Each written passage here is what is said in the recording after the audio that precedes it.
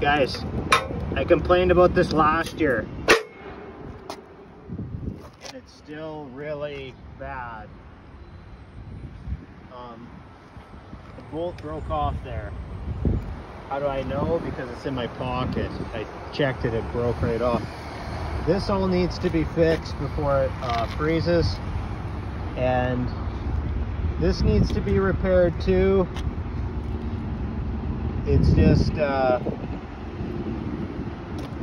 not good. But this is terrible. This is a safety hazard.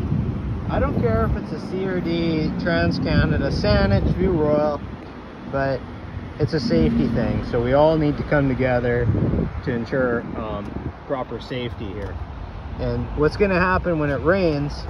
Rain, freeze, crack, crap. So just a little bit of maintenance. See how slow he went? Because he knows it's crappy.